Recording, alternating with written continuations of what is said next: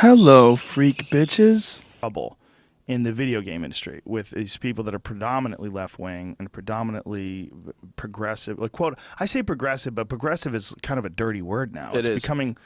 There's a difference between liberal and progressive. Well, it would be great if everybody was liberal. It would be great if everybody was progressive. It would be great if everybody wanted people to have, freedom of choice and freedom to be whoever you want. But that's not really what those things are anymore. Those things are like ideologies. They're these predetermined patterns of behavior that people subscribe to in a very, very rigid way. What did you find was an issue when people found out about your extreme understanding and respect for the history of the United States? Well, they think primarily they think it was like kind of a joke because not a haha joke, but like you're a clown kind of because Why? Because I believe in a small government, for instance. I believe in low taxation. I believe in the elimination of the income tax and things like this. These are but I don't actually have not all my ideas are radical or even outside of the mainstream. Socially, I'm probably further to the left than many of these people. I think that it goes back to this idea, and this is something Dave Rubin has touched on a lot in his show, which I'm sure you're familiar with, which is this idea that it's really all or nothing. Like, they don't want to be an ally with someone that might be able to help them in X, Y, and Z if they disagree with people in A, B, and C. Mm-hmm. So they could have had a great ally in me and being like, I've been pro-gay marriage forever. I've been pro-choice. I'm for the decriminalization of drugs. I'm for the legalization of prostitution. I'm for a lot of these things that are very far to the left socially that we probably could find some agreement on somewhere, and we can work on those things and get those things done together. But because I say also, like, hey, the income tax is predatory and really hurts people. I owned a business, and I guess I own another one now. And I know like that I could have hired another person if taxes weren't so onerous on me. Right. And so I also stand on there, and they're like, this never happened. This stuff that you just said never happened. The left wing stuff that we agree on never happened because you don't believe in. Because you have this one thing that we have a problem with. Now we're going to get you. But you're not being clear about that. Like, okay. What is the issue when it comes to small government? Like, you wanting small government, what's the opposition to that? What are they saying? Well, they say like they make a lot of it's insinuations because a lot of it isn't even things that I feel or believe. Okay. So an example would be, I see a lot of people say all the time like, Colin doesn't believe in welfare. Or Colin doesn't believe in Social Security. And I'm like, I never said that, actually. I believe that these things should be reformed and maybe taken back a step. But they even look at that as a push too far on the system. I guess what I'm trying to say to you, and I'm sorry I'm not being more lucid with you, I'm trying my hardest, is that you have to agree with them lockstep. Right. If they see you in one way that is injurious to their cause or that is conflicting or contrary to what they believe, they do not give a fuck about anything else you believe. And that's the thing that always frustrated me and what so surprised me when people really were running me out on a rail out of the gaming industry with a completely innocuous joke, which I think tells you everything you need to know about the intent, that they don't want allies in different ways, allies in different clothes, allies in different, they just want complete, it's very Orwellian. They just want you to be completely like them, and if you're not like them, they don't want anything to do with you. And it's not even like I was advocating for anything crazy. I don't advocate for anything crazy, I don't think.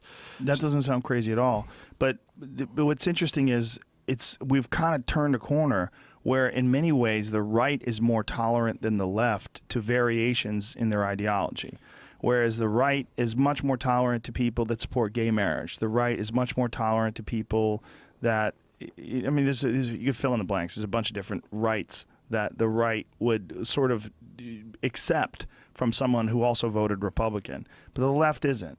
Like, if you got to the point where, like, I got in a heated argument with someone once about abortion, which I'm pro-choice, but I was saying, well, essentially, it was a criticism of a Richard Dawkins quote where he's comparing a human embryo to a pig fetus or a pig embryo. Well, I forget the terms he used, but I'm like, well, that's ridiculous because one of them is going to become a person if you don't take it out of your body. Right. And that was the idea behind it. Like, you can't use that sort of an analogy because it's not true. I mean, it's just one has the potential for being a person. And I was being accused by this guy of being right-wing because of it. And I was like, well, I'm not right-wing. I'm just talking about the potential for life. Like, a pig embryo is never going to be my neighbor Mike. It's just not. You know what I mean? Right, of course. But that baby, I'm not saying you should be forced to make that baby a person and keep it in your body when it's a few cells and then 2 weeks old and then I'm not saying that you can't choose when to terminate your pregnancy. But what I'm saying is you're terminating a pregnancy. We both know what you're doing. I'm not saying you shouldn't be able to do it, but to pretend that it's not messy. And nobody wants it to be messy. Nobody wants it to be a complicated issue. They want it to be cut and dry. If you're on the left in particular, it's pro-choice, a woman's reproductive choice, the freedom of your body to do what you want. I get all that. I'm 100% with you. But let's not lie about what it is, because as soon as we distort the reality of what the thing is, then we put up these ideological boundaries and blinders, and we make communication very difficult, and we make these rigid ideologies almost like a religion. They're almost like dogma. And when you do that, great way to put it. I mean, when you do that, you have real problems because people can't communicate. So if someone these are the things that I forgot for so long, in a way, because I was writing about games, which I love. I love games. I think they're important. They're an important piece of escape. They're an important piece of art. I think that's all great. But being able to engage with someone like yourself, with someone like Dave Rubin or someone like a Steven Crowder or whoever it might be, I was on Glenn Beck's radio show last week. It brings out an energy in me. Did he wear a bow tie? I was. Did he? Oh, did he wear a bow tie? I don't know. I was on the phone, so I have no. He could have been naked for all I know. But it brings out an energy in me where I'm like, I can finally engage with people that know what the fuck they're talking about in this particular realm, which I think is so exciting and so interesting. And we can have, we debated. We don't agree on everything. I think that's awesome. So that's really cool that you found a very big positive out of this. Now you can express yourself more honestly, and you can gravitate towards your real interests. And yeah, that's what I'm trying to do. I'm trying to use this as an opportunity for myself, and trying to use it as an opportunity to just carve out a little slice of the internet, however big or small it might be, where we can affect some positive change and like an idea, ideas and learning and free expression and free thought and making mistakes and disagreeing and all that. I think that's all great. I want to use this as an example. I want to get away from the orthodoxy of the gaming industry. It's stifling and it's strangling. And that's why do you think, let's go back to that, because why do you think it is like that? Why is the gaming industry so hardcore, ideologically left-wing, progressive, like no variations, no room for debate? Why is that? Well, I think it's portrayed. It's like all of it's funneled through a media that is hyper liberal, right? So it's similar in a way to what's going on with the media in news and politics. These, underneath the surface of the gaming industry, there are plenty of conservatives and libertarians. Do they hide? Yeah, they do. A lot of them. I'm sorry. I'm sorry. Go ahead. I was just going to say, a lot of them talk to me. I mean, I know people that are like heads of studios that feel the way I do. I know people that are in the trenches at QA and doing like very menial things at gaming studios that feel the way I do, and everything in between. I remember a GDC, Game Developer Conference in San Francisco, which happens every spring. 6 or 7 years ago, a guy pulled me aside. This is the first time it ever happened to me, and this is when I was kind of starting to make a name for myself. And he pulled me aside and he's like, "Hey man, I work at X, Y, and Z, and he works on a big game."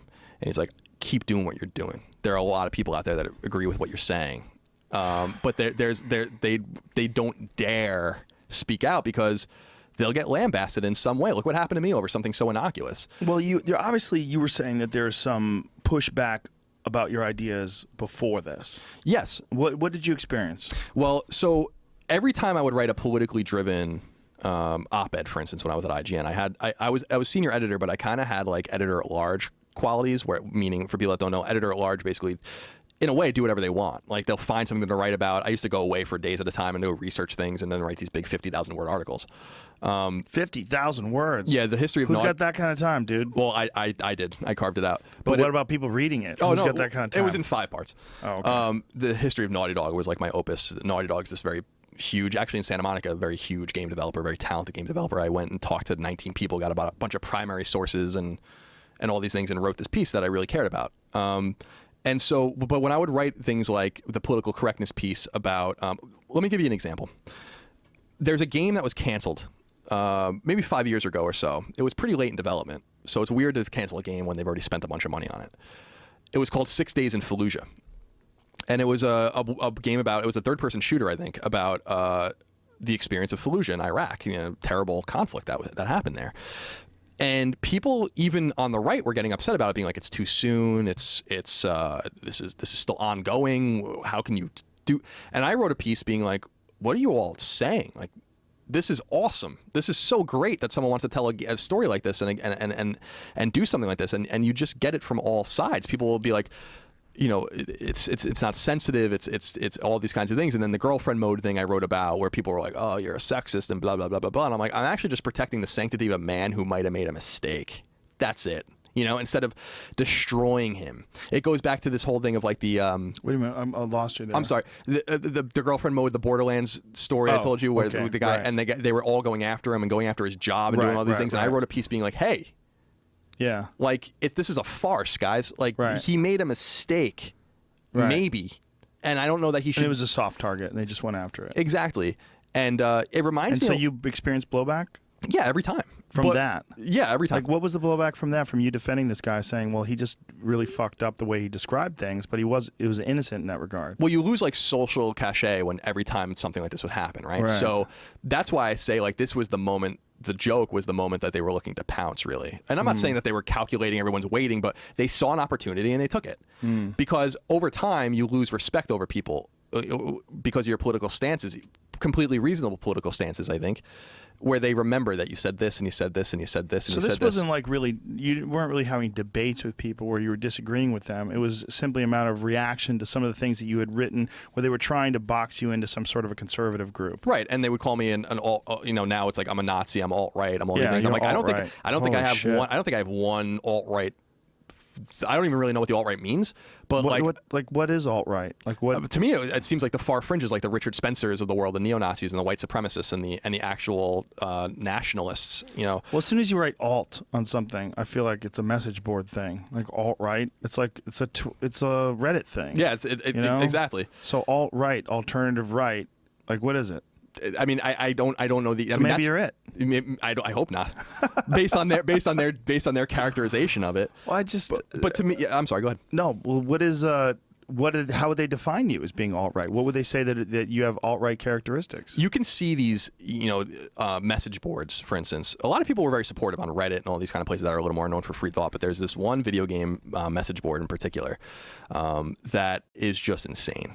And there was a 125 page or so thread about me, 20 posts, or I think it might even be 50 posts a page. And I was reading it, and it hurt some of it. That because people are like, first of all, people are telling me I said things I never said. Like what? Did things. People like Colin's, against, his name is no taxation. Doesn't even believe that taxes should exist. I often talk about how I really like Ayn Rand and I really like Atlas Shrugged, but I don't consider myself an objectivist. I don't believe that selfishness is necessarily a virtue. I just think she's interesting, and I think some of her ideas are interesting. God forbid I exist somewhere in the gray area. Right. But they're like, Colin's an objectivist and he's selfish and blah blah blah, and like, Colin's a Nazi and he's a racist. I think the term a lot of the news was soft racist or soft bigot. Soft racist. Being like that he doesn't intentionally or actually overtly say anything, but supports causes that are racist or sexist. These are the kind of character assassinations that were going on. Basically, people with on bulletin boards with yarn and maps, like that's how I picture them, like trying to make continuous connections and it's like these things aren't even things I feel and things that I said or being taken out of context. I often use the in video games, one of the big things is like, there's a need for diverse casts, diverse protagonists and stuff like that.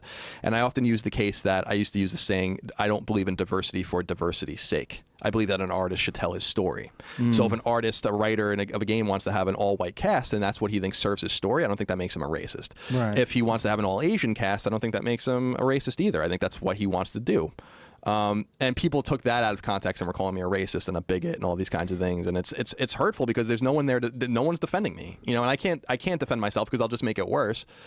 So it was kind of like this hapless kind of situation that I found myself in, and I tried to make the best of it.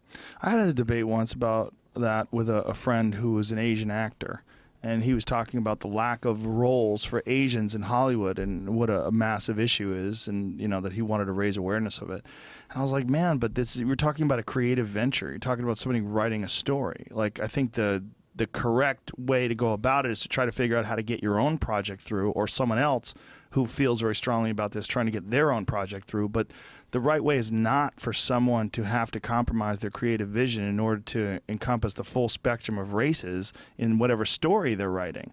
Like creative story, like if you want to write a story about a small town in Maine, like Stephen King has done so often, you shouldn't have to have 10% Asians in that story. I mean, that's not what creativity is about. It's about there are places and people and where you're going to run into all black folks, or you're going to run into all Norwegian people. I mean, and those stories are just as valid as a story that's fully diverse. And I don't think that necessarily makes anything better.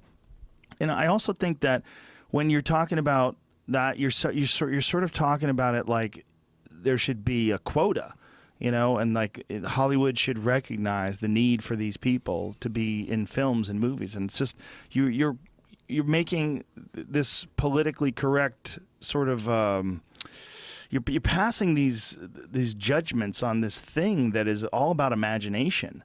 I mean, Hollywood essentially, like when you're making a television show or you're making a movie, it's really about an imagination. It's about imagination and vision, and having that vision being entertaining for people. And if you like only want to write about the people that you were in college with, that you shared a dorm room with, you should be allowed to.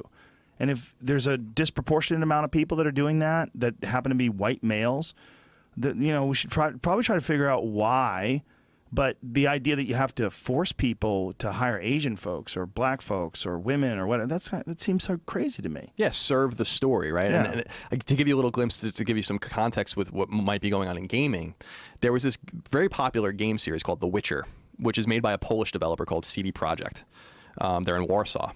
And it's based on the fusion of like Polish kind of identity with this famous book series that's based on like kind of Polish lore, you know, like kind of the Lord of the Rings, but in Eastern Europe. And one guy, this cartoon character that works at this website called Polygon, in his review was talking about how there was no diversity there, and everyone's like, dude, it's Poland, and it's based on Poland of yore, right? Like, and it's about dragons and like goblins, and there's some white guys, and this is like what you're upset about. You know, Yeah. and there's another guy making, and I think he's Slovakian. I don't want to, somewhere in Eastern Europe, making a game called Kingdom Come Deliverance. And it's supposed to be a very realistic look at something like the 14th or 15th century in that area. And again, they're complaining there's no diversity. There's no diversity. And he's like, there was no black people in this area in 1500. I'm trying to make a game that's true to the era. That doesn't make him a racist. And these are the kinds of, this is just the kind of bullshit that's going. But you see this in movies, you see this in TV shows. It's not exclusive to gaming, but it's what I've had to deal with for a long time, and I'm just sick of it. What's the root of it though? What's causing it? Like why do people feel like they have to put a black person in a game about Poland in the 1500s or whatever it was? I don't. Thankfully, the people that make the games don't care. You're like they're like, we're gonna make our game. Right. The people that are complaining about it, they're virtue signaling, which is not even a term I even knew what it meant until a few weeks ago. Like I heard people throw that term around. I didn't quite know what it meant. I looked into it. It's, you know, and you know what it is. It's the idea that they, you know, these virtuous people. It's the same people that attacked me for the joke. I have to be virtuous and show that I am against sexism, so I have to attack the man. You know, I have to do all these kinds of things in this need. You know, but what they're saying when they're saying we have to have black people in this game in Eastern Europe in the 1500s, what they're really saying is you're a racist. Yeah. That's the subtext, and it goes back to this character assassination and this need to destroy.